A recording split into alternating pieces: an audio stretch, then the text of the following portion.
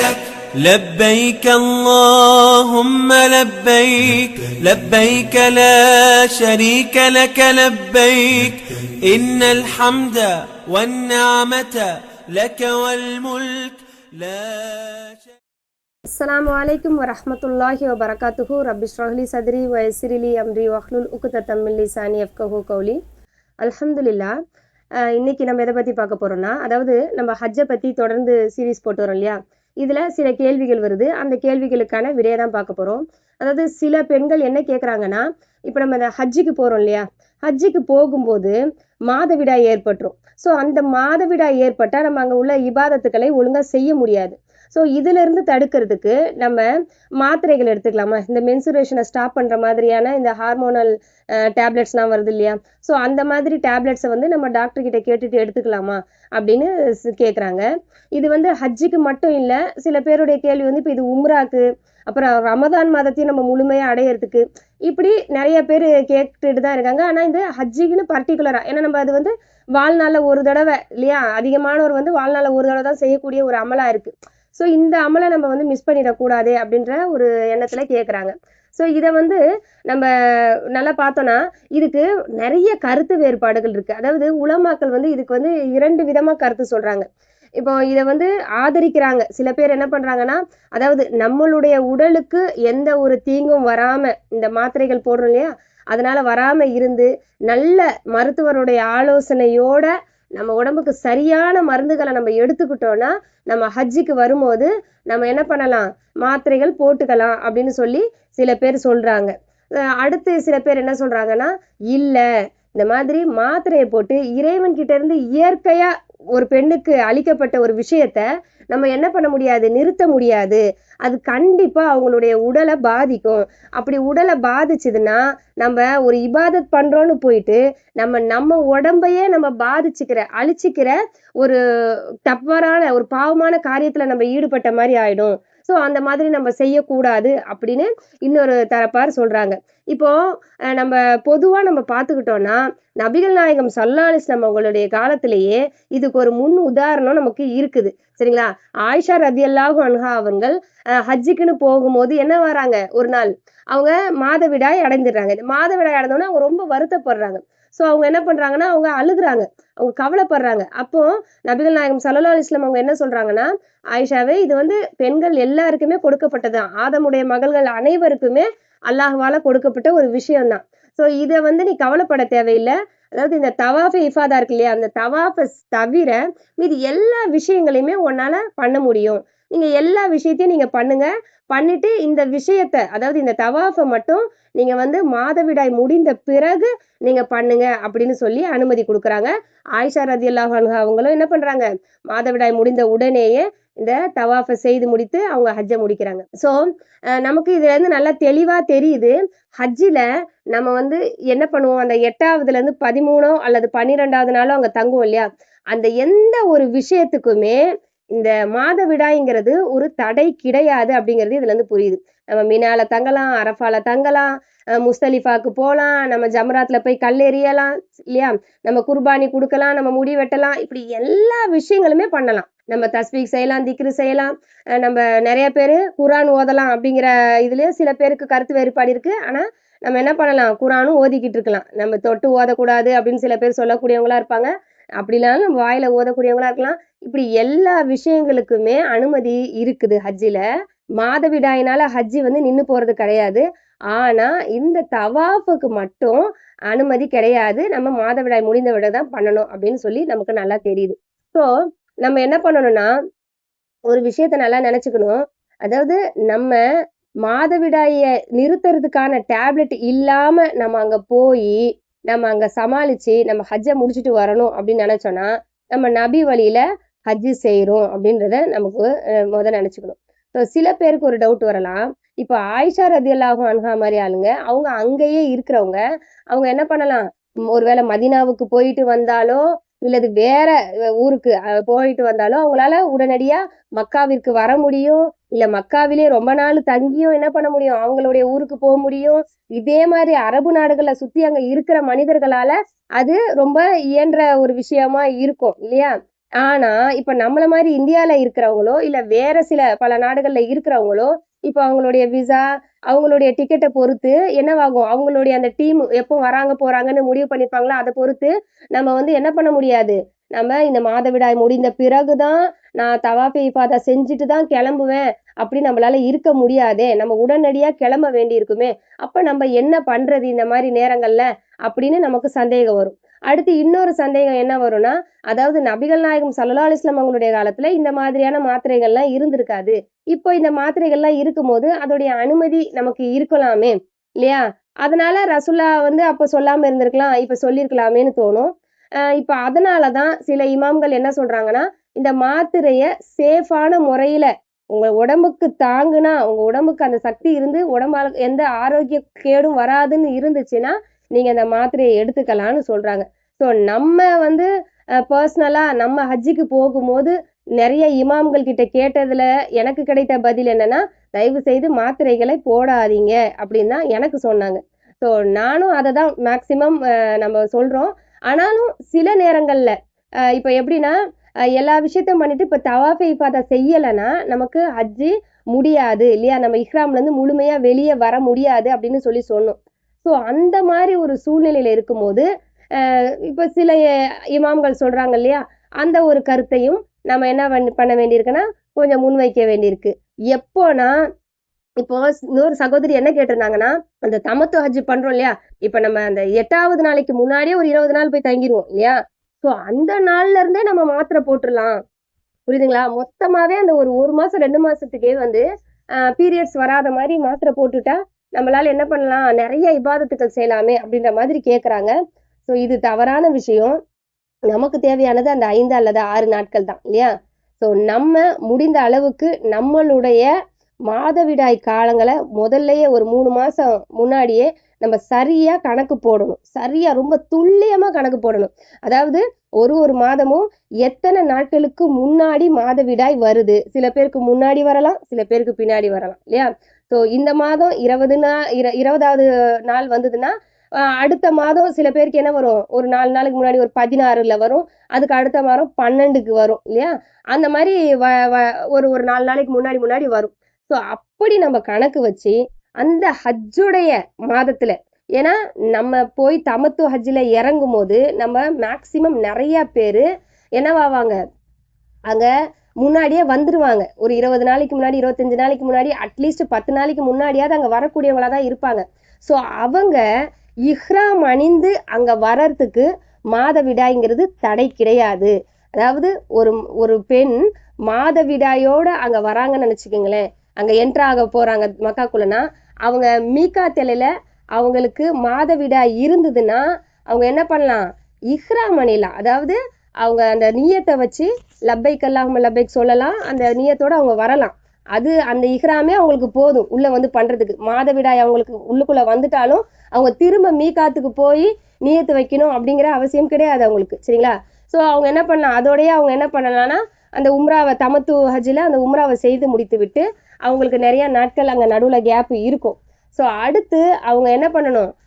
ஹஜ்ஜுக்குன்னு புறப்படும் போது அந்த 8வது நாள்லேருந்து 13வது நாளுக்குள்ள அவங்களுக்கு பீரியட்ஸ் வருமா அப்படின்னு அவங்க பார்க்கணும். சரிங்களா? ஸோ அந்த காலகட்டத்தில் இப்போ 8வது நாள் நம்ம வந்து மினாக்கு போறோம்னா, அந்த 10வது நாள் 11வது நாள் வரைக்கும் கன்ஃபார்மா எனக்கு பீரியட்ஸ் வராது அப்படிங்கிற ஒரு கரெக்டா கால்குலேஷன் இருந்துச்சுன்னா என்ன பண்ணணும்னா, 10வது நாள் நம்ம தவாஃபே இஃபாதாவை கண்டிப்பா பண்ணி முடிச்சிடணும். சரிங்களா? ஏன்னா சில பேர் டிலே பண்ணுவாங்க, அப்புறம் பண்ணலான்னு. ஆனா மாதவிடாய் வந்துருச்சுன்னா 2-3 நாளுக்கு அப்புறம் அப்படி வர மாதிரி கணக்குல இருந்ததுன்னா, ஸோ நம்ம என்ன பண்ணிடணும்னா, அந்த தவாஃபே இஃபாதாவை அந்த 10வது நாளே நம்ம ஷார்ப்பா பண்ணி முடிச்சிட்டோம்னா, அல்ஹம்துலில்லாஹ் நம்ம ஹஜ்ஜை முடிச்சிட்டோம். அதுக்கப்புறம் மினாவில் தங்கலாம், அப்புறம் மக்காவுக்கு வரலாம். இன்ஷால்லா நம்மளால அங்க கொஞ்சம் இருக்க முடியுதுன்னா, அந்த மாதவிடாய் காலம் முடிந்த வரைக்கும் இருக்க முடியுதுன்னா தவாஃபே விதா பண்ணலாம். அப்படி தவாஃபே விதா பண்ணாம நம்ம கிளம்பிட்டாலும் மாதவிடாய் பெண்களுக்கு அது வந்து கட்டாயம் கிடையாது. சரிங்களா? ஸோ நம்ம என்ன பண்ணலாம், நம்மளுக்கு 11வது 12வது நாள் வரைக்கும் கண்டிப்பா இந்த 8லேருந்து 12 வரைக்கும் நம்மளுக்கு மாதவிடாய் வராது அப்படின்னு இருந்தா நமக்கு எந்த மாத்திரையுடைய தேவைகளும் கிடையாது. அப்படி இல்ல எனக்கு வந்து இந்த 8வது நாளே எனக்கு மாதவிடாய் வந்துரும், கன்ஃபார்மா எனக்கு 8வது நாள் மாதவிடாய் வந்துரும், அது ஒரு 6 நாளோ அல்லது 7 நாளோ தான் எனக்கு மாதவிடாய் இருக்கும்னாலும் இந்த மாதவிடாய் நிறுத்துறதுக்கான மாத்திரையோட தேவை இருக்காது. ஏன்னா அந்த 6 நாள் அது முடிஞ்சிடும். எப்படியுமே நம்ம மினால இருந்து மக்காவுக்கு திரும்புறவங்க கண்டிப்பா குறைந்தது ஒரு 3-4 நாளாவது அங்க இருந்துட்டு தான் மதினாவுக்கோ இல்ல அவங்களுடைய ஊர்களுக்கோ போவாங்க. சரிங்களா? உடனடியா அடுத்த நாள் 2 நாள்ல எல்லாம் கிளம்ப மாட்டாங்க மேக்சிமம். ஸோ அல்ஹம்துலில்லாஹ் இந்த மினாவில் அந்த 6 நாட்களும் செய்ய வேண்டிய காரியங்களை நம்ம முடிக்கிறதுக்குள்ளேயும் நம்மளுடைய மாதவிடாயும் முடிஞ்சிரும். இந்த ஹைல் நிலையிலேருந்து வெளியே வந்துட்டு நம்ம என்ன பண்ணலாம், நம்ம தவாஃபே இஃபாதாவை முடிச்சுட்டு நம்ம கொஞ்ச நாள் அங்கே இருந்துட்டு கூட என்ன பண்ணலாம்னா தவாஃபே விதாவும் செஞ்சுட்டு நம்ம கிளம்பிடலாம். ஸோ அல்ஹம்துலில்லாஹ் நமக்கு ரொம்ப அதாவது நெசசரியா நம்ம எடுத்தே ஆகணும்ன்ற நேரத்துல இந்த மாதிரி பில்ஸ் எடுத்துக்கலாம். அப்படி இல்லைன்னா தயவு செய்து இதை எடுக்கவே கூடாது அப்படின்னு தான் நம்ம நினைக்கணும். சரிங்களா? ஏன்னா நமக்கு ஹஜ்ஜுக்கு செய்ய வேண்டிய கிரியைகள்ல இந்த தவாஃபை தவிர மீது எல்லா விஷயங்களுக்குமே நமக்கு என்ன தேவையில்லை, மாதவிடாய் வந்தாலும் நம்ம கவலைப்பட தேவை கிடையாது. சரிங்களா? அந்த மாதவிடாயோடய நம்ம எல்லாம் செஞ்சிடலாம். ஆனா இந்த தவாஃபே இஃபாதாக்கு மட்டும்தான் அப்படின்னும் போது நம்மள நிறைய பேர் என்ன பண்ணுவாங்கன்னா, இந்த ஹஜ்ஜுக்குரிய காலம் முடிந்த பிறகு நம்ம முன்னாடி சொன்ன மாதிரி ஒன்று 4 நாள் இருப்பாங்க, இல்லைன்னா 7 நாட்கள் கூட இருக்கக்கூடிய ஒரு சூழ்நிலை இருக்கும். சரிங்களா? அப்படி 7 நாட்கள் இருந்தா நமக்கு வர இப்போ பீரியட்ஸ் நிறைய பேருக்கு அது அதிகபட்சம் 6 நாளோ 7 நாளோ தான் இருக்கும் இல்லையா? ஸோ அந்த 7 நாட்கள்ல அந்த கடைசி நாள் கூட நம்ம என்ன பண்ணலாம், நம்ம வந்து அந்த தூய்மை அடைந்துட்டு நம்ம அந்த தவாஃபை இஃபாதாவை செஞ்சிடலாம். இல்ல சில பேருக்கு 3-4 நாட்கள்லயே கூட மாதவிடாய்கள் வந்து முடிஞ்சிடும். ஸோ அந்த முடிஞ்ச உடனே நம்ம வந்து குளிச்சுட்டு நம்ம என்ன பண்ணலாம், தவாஃபே இஃபாதா செஞ்சிடலாம். ஸோ உங்களுடைய உடல் சூழ்நிலையை பார்த்து தயவு செஞ்சு கணக்கு போட்டு இந்த மாத்திரைகளை எடுங்க. மாத்திரைகளை நமக்கு ஈஸியா கிடைக்குது, ஒரு டாக்டர் கிட்ட போனா எழுதி தராங்க அப்படிங்கிறதுக்காக நம்மளுடைய உடம்ப என்ன பண்ணிக்க கூடாது, நம்மளே கஷ்டப்படுத்திக்க கூடாது. ஏன்னா இதெல்லாம் சாதாரண விஷயம் கிடையாது. இதனால நம்ம பாவத்தை சம்பாதிச்சிடக்கூடாது. சரிங்களா? அதனால நல்லா யோசிச்சு பார்த்து பண்ணுங்க. சில பேர் மாத்திரை எடுத்தவங்களுடைய ஒரு கேள்வி என்னன்னா, இப்ப நாங்க மாத்திரை எடுத்துக்கிட்டோம், திரும்ப நம்மளுக்கு வந்து அந்த ஸ்பாட் இதுவாகுது இல்லையா, சில நமக்கு தெரியும், அங்க கசிஞ்ச மாதிரி தெரியும். ஆனா அது வந்து ப்ளீடிங்காவும் இருக்காது. ஸோ இந்த மாதிரி நேரத்துல இதை நம்ம எப்படி கன்சிடர் பண்றது, இதை ப்ளீடிங்னு கன்சிடர் பண்றதா எப்படின்னா, அதுக்கு இமாம்கள் என்ன சொல்றாங்கன்னா, இதை வந்து இப்போ ஒரு ஸ்பாட் இருந்துச்சுன்னா இது வந்து ப்ளீடிங்னு கன்சிடர் பண்ண வேணாம். ஏன்னா மாத்திரை கொடுத்து அதை ஸ்டாப் பண்ணிட்டாங்க. ஸோ ஸ்டாப் பண்ண பிறகு அது எதுக்கு நம்ம ப்ளீடிங்னு கன்சிடர் பண்ணிட்டு நம்ம என்ன பண்ணணும், அதுக்கு நம்ம ஒது செஞ்சுட்டு நம்மளை சுத்தப்படுத்திக்கிட்டு நம்ம என்ன பண்ணலாம், நம்ம தொழுவ ஆரம்பிக்கலாம், நம்ம தவாப் செய்யலாம் அப்படின்னு சொல்லி சில இமாம்கள் சொல்றாங்க.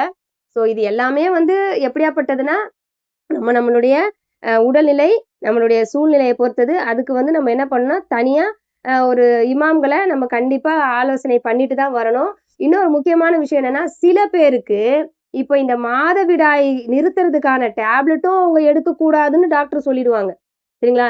நீங்க எடுத்தீங்கன்னா உங்களுக்கு கண்டிப்பா டேஞ்சர் உங்க உடம்புக்கு அப்படின்னு சொல்லிடுவாங்க. ஸோ இந்த மாதிரி பேரு நாளைக்கு இப்போ தவாஃபை இஃபாதா பண்ண முடியாத ஒரு சூழ்நிலை அவங்களுக்கு ஆகுற மாதிரி அந்த நேரத்துல உங்களுக்கு மாதவிடாய் வர மாதிரி இருக்கும். சரிங்களா? சில பேருக்கு முன்னாடியே வந்துடும், மக்கால இருக்க அந்த ரூம்ல இருக்கும் போதே வந்துடும். சில பேருக்கு அந்த கரெக்டா மினால தங்கியிருக்க அந்த 5 நாட்கள் 6 நாட்கள்ல வந்து முடிஞ்சிடும், தவாஃபை இஃபாதா செஞ்சிருவாங்க. ஆனா அந்த 10வது நாள் இருக்கு இல்லையா, யௌமுன் நஹர் இருக்கு இல்லையா, அப்பத்துல இருந்து சில பேருக்கு ஸ்டார்ட் ஆயிடும். அதாவது அவங்க அந்த மக்கா விட்டு கிளம்புறதுக்கு முன்னாடி அந்த ஒரு கிட்டத்தட்ட ஒரு 7 நாட்கள் அவங்க அங்க இருந்தாங்கன்னா, 10ல இருந்து ஒரு 15 16 வரைக்கும் அவங்க இருந்தாங்கன்னா, அந்த நாட்கள் எல்லாம் அவங்களுக்கு மாதவிடாய் இருக்கிற மாதிரி ஒரு சூழ்நிலையில அவங்க இருப்பாங்க. ஸோ அவங்க என்ன பண்றது, ஏன்னா அவங்க கண்டிஷனா அவங்க மாத்திரையும் எடுத்துக்கூடாது, அவங்களுக்கு கண்டிப்பா மாதவிடாயும் வரும் அப்படின்னும் போது, இப்ப இப்னு தைமியா மாதிரி அறிஞர்கள் எல்லாம் என்ன சொல்றாங்கன்னா, அவங்க சரியான பாதுகாப்போட அந்த மாதவிடாயோடையே அவங்க வந்து தவாஃப் செய்யலாம். அல்லாஹ் எல்லாத்துக்கும் போதுமானவன். அல்லாஹ் வந்து எந்த ஒரு ஆத்மாவையும் அதோடைய சக்திக்கு மேல சோதிக்க மாட்டான். ஏன்னா தவாஃபே இஃபாதாங்கிறது ஹஜ்ஜில முக்கியமான ஒரு கிரியை. அது இல்லைன்னா ஹஜ்ஜி நம்ம முடியல, நம்ம இஹ்ராம்ல இருந்து வெளியே வரல அப்படின்னும் போது எல்லாராலையும் நம்ம ஊருக்கு வந்த பிறகு நம்ம திரும்பி உடனே மக்காவுக்கு போய் இல்லையா, நம்மளால என்ன பண்ண முடியாது, தவாஃபே இஃபாதா செய்ய முடியாது. இல்ல அங்கேயே தங்கிட்டு நான் தவாஃபே இஃபாதா செஞ்சுட்டு மாதவிடாய் முடிஞ்ச உடனே செஞ்சுட்டு தான் வருவேன் அப்படின்னு எல்லாராலையும் இருக்க முடியுமா? அப்படியும் முடியாது. நம்ம கூட்டத்தோட நம்ம கிளம்பி தான் ஆகணும். நமக்கு டிக்கெட் இருக்காது அப்புறம் இல்லையா, அது ரொம்ப கஷ்டமா போயிடும். ஸோ இப்படியும் பண்ண முடியாது, அப்படியும் பண்ண முடியாது. இல்ல எனக்கு வசதி வாய்ப்பு வரும்போது நான் என்ன பண்ணுவேன், தவாஃபே இஃபாதா பண்றதுக்கு நான் மக்காவுக்கு வந்து நான் பண்ணிட்டு போவேன் அப்படின்னா, அது வரைக்கும் நம்ம இஹ்ராம்ன்ற நிலையில தான் இருக்கோம். கணவன் மனைவி சேரக்கூடாது, அதற்கான ஒரு எந்த நடவடிக்கையிலையும் நம்ம வந்து அந்த பேச்சு கூட இருக்கக்கூடாது அப்படின்னும் போது அதுவும் ரொம்ப கஷ்டமானதா ஆயிடும் இல்லையா? ஸோ நம்ம என்ன பண்றது? அப்போ இந்த அறிஞர் என்ன சொல்றாங்கன்னா, நீங்க வந்து மாதவிடாயோடைய இந்த தவாஃபை இஃபாதாவை முடிச்சிட்டீங்கன்னா உங்களுக்கு ஹஜ்ஜிங்கிற கிரியை முடிஞ்சிருச்சு அப்படின்னு சொல்றாங்க. ஸோ எல்லாமே நம்மளுடைய சூழ்நிலையை பொறுத்து தான் இருக்குது, நம்மளுடைய உடல்நிலையை பொறுத்து தான் இருக்கு. அல்லாஹ் தாலா சக்திக்கு மேல சோதிக்கிறது இல்ல. அல்லாஹ் தாலா அங்க நம்மளுடைய தக்குவாவை தான் பார்க்கறானே தவிர, நீ எப்படி எந்த நிலையில இருந்தேன்னு பார்க்கறது இல்ல. ஏன்னா இந்த நிலைகளை கொடுக்கறதே அல்லாஹ் தான். சரிங்களா? அதனால எப்படி ஆனாலும் நம்ம கவலைப்பட தேவையில்லை. அல்லாஹ் மேல முழு நம்பிக்கையோட, முழு பயத்தோட இறைவனுடைய காரியத்துக்காக போறோம். என் இறைவன் கிட்ட இருந்து நான் கூலியை எதிர்பார்த்து போறேன். இப்படி இந்த மாதிரியான சில பிரச்சனைகள் எல்லாம் என்னுடைய உடம்புல இருக்கு. ஆனா அதை என்னுடைய இறைவன் தான் எனக்கு குடுத்தான். என்னுடைய இறைவன் அதை சரியாக்குவான். என்னுடைய இந்த கடமையை என்னுடைய இறைவன் நல்ல முறையில என்னைய முழுமையா நிறைவேற்ற வைப்பான்னு சொல்லி அவன் மேல நம்பிக்கையோட அவன்கிட்ட துவா செஞ்சுட்டு நம்ம போனோம்னா, எந்த மாதிரியான சூழ்நிலை வந்தாலுமே அல்லாஹ் தாலா நம்மளுடைய இபாதத்தை முழுமைப்படுத்திடுவான். சரிங்களா? அதனால எதை நினைச்சும் கவலைப்பட வேணாம். மாத்திரை அப்படிங்கிறதுக்கு தயவு செய்து ப்ரையாரிட்டி கொடுக்கவே வேணாம். எவ்வளவு முடியுமோ அந்த அளவுக்கு நம்ம அது இல்லாம நம்ம பண்றதுதான் நல்லது. சரிங்களா? ஹஜ்ஜிலேயே இப்படி சொல்லும் போது அப்போ உம்ராக்கு ரமதான் மாசத்துக்குலாம் மாத்திரை எடுத்துக்கலாமா? ஏன்னா உம்ரான்றது இப்ப நம்மளுக்கு நல்லா இருக்கு, எல்லாருக்குமே தெரியும். என்ன இருக்கும்? உம்ராங்கிறது டேட்டு நம்ம அவங்க சொல்ற டேட்டை நமக்கு தேவையான டேட்டா கூட மாத்தலாம். ஸோ நமக்கு மாதவிடாய் காலம் வர மாதிரி இருந்தா அந்த டேட்ல இல்லாம அதுக்கு முன்னாடியோ பின்னாடியோ நம்ம வந்து என்ன பண்ணலாம்? நம்ம அதுக்கேத்த மாதிரி போகலாம். அப்படியே போனாலுமே என்னவாகும்? நமக்கு அங்க ஒரு 7-8 நாட்கள் தங்க தான் வைப்பாங்க. அப்படி நம்ம போயிட்டாலுமே அங்க நம்மளுக்கு என்னவாகும்னா, மாதவிடாய் வந்தாலும் நம்ம அங்க உள்ள பக்கத்துல இருக்க தண்ணி போன்ற அந்த ஆயிஷா பள்ளி சொல்லுவாங்க இல்லையா? அங்க போய் நியத்து வச்சுட்டு நம்ம உம்ராவை முடிக்கலாம். சரிங்களா? நம்ம 10 உம்ரா அப்படிலாம் செய்யணும்லாம் சில பேர் வச்சு அப்படிலாம் கிடையாது. ஒரு உம்ராக்கு போயிட்டு ஒரு உம்ரா செஞ்சுட்டு வரலாம். கண்டிப்பா நம்மளால முடியும். அப்பவும் இந்த மாத்திரைகள் தேவையில்லை. அதே மாதிரி ரமதான் மாதத்துலயும் வந்து நம்ம நிறைய நன்மைகள் செய்யணும் அப்படின்னு வந்து நம்ம வந்து மாதவிடாய் நிறுத்தத்துக்கு மாத்திரை எடுக்கணும்னு அவசியம் இல்லை. கண்டிப்பா அதை அப்புறமா செய்யலான்னு ஏன் இறைவன் சலுகை கொடுக்குறான்? சலுகைனாலே அதை பயன்படுத்திக்கிறதுக்கு தான் அல்லாஹ் தாலா கொடுக்குறான் இல்லையா? சோ அந்த மாதிரி நம்ம என்ன பண்ணலாம்? விடுபட்ட நோன்பை அப்புறமா கதா செஞ்சுக்கலாம். நம்ம அதுக்கு மாத்திரையை போடணும்னு அவசியம் கிடையாது. சரிங்களா? நம்மளே நம்ம மேல சிரமத்தை ஏற்படுத்திக்க கூடாது. அல்லாஹ் அதை விரும்புறது கிடையாது. சிரமத்தை ஏற்படுத்திக்கிட்டு நான் வந்து என்னுடைய இந்த இபாதத்தை சரியா முழுமையா செய்யணும்னு நினைச்சு ஏற்படுத்தினேன். இன்னைக்கு இப்படி ஃபியூச்சர்ல நான் இப்படி கஷ்டப்படுறேன். அந்த மாத்திரை எடுத்ததுனால தான் இவ்வளவு பிரச்சனைன்னு சொல்லிட்டு இருந்தா அல்லாஹ் அதை விரும்புவானா? சோ நம்ம முடிந்த அளவுக்கு நம்ம என்ன பண்ணணும்னா, நம்ம இந்த மாதிரியான மாத்திரைகள் போடக்கூடாது. நமக்கு எத்தனை நாட்கள் சரியா பீரியட்ஸ் வரும் நம்மளுக்கு தெரியும். சில பேருக்கு 3 நாள் தான் வரும், சில பேருக்கு 4 தான் வரும், சில பேருக்கு 5, 6, 7 அவ்வளவுதான் வரும். சரிங்களா? சோ அதுக்கேத்த மாதிரி நம்ம கரெக்டா கணக்கு போட்டு நம்ம முடிந்த அளவுக்கு இதை தவிர்த்துக்கிட்டு முடியாத சூழ்நிலையில மாத்திரைகளை நம்ம பயன்படுத்தினா பிரச்சனை கிடையாது. ஸோ எல்லாம் அல்லாஹ் அறிந்தவன். அதுக்கு மேல அவங்களுடைய தனிப்பட்ட சூழ்நிலையை தனித்தனியா ஏதாவது உலமாக்களை பார்த்து பேசிக்கிட்டா சிறப்பா இருக்கும் இன்ஷா அல்லாஹ். அல்லாஹ் தாலா நம்மளுடைய அனைத்து இபாதத்துக்களையும் அல்லாஹ் ஏற்றுக்கொண்ட நமக்கு லகுவான இபாதத்துக்களாக அல்லாஹ் தாலா ஆக்கி அருள அவனிடமே நம்ம கையேந்துவோம் இன்ஷா அல்லாஹ். வாஹிர் தவானா அல்ஹம்துலில்லாஹி ரப்பில் ஆலமீன். அஸ்ஸலாமு அலைக்கும் வரஹ்மத்துல்லாஹி வபரகாத்துஹு.